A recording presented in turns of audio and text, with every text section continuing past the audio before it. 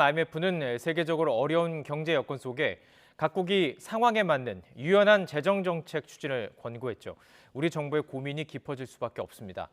높은 가계부채 비율 속에 물가를 잡기 위해서 금리를 올리면 서민의 이자 부담이 커지기 때문인데요.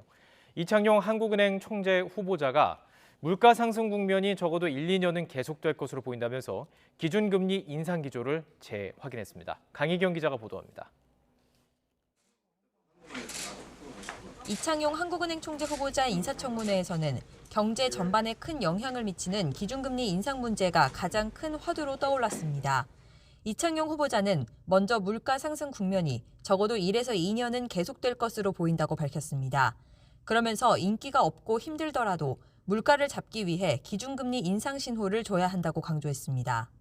금리 상승을 통해서 이걸 잡으려고 시그널을 미리 주지 않으면 기대 인플레이션이 올라가서 더 문제가 될 수 있습니다. 가계부채 문제에는 더 강경한 태도를 보였습니다. 금리를 올리면 당장 채무 상환 부담은 생기겠지만 지금 문제를 건들지 않으면 몇 년 뒤 국가 전체에 더 큰 비용이 들 수 있다고 경고했습니다.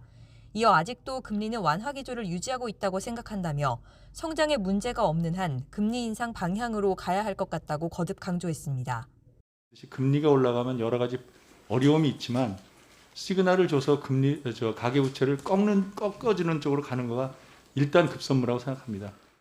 다만 성장 동력이 훼손되지 않도록 유의해야 한다고 말해 속도 조정에 나서겠다는 점도 시사했습니다. 정책 질의 속 여야의 신경전도 이어졌습니다. 국민의힘은 이 후보자가 문재인 정권의 마지막 알박기 인사라고 지적했고 철학에 대한 공유가 없이는 일이 가능하겠느냐 이런 우려가 있습니다. 제안이 왔어도 본인이 거절했어야 되는 거 아닙니까?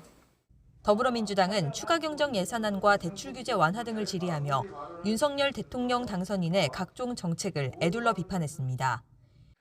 여러 가지 규제들을 동시에 완화하게 됐을 경우에는 주택가격 상승 기대로 이어질 수가 있고 가계부채 증가 속도에 영향을 줄 수가 있기 때문에 이 후보자는 전문성이 충분한지 판단해주면 결과에 따르겠다며 정부와 건강한 긴장관계를 유지하면서도 경제정책 전반이 조화를 이룰 수 있도록 소통하고 조율해 나가겠다고 강조했습니다.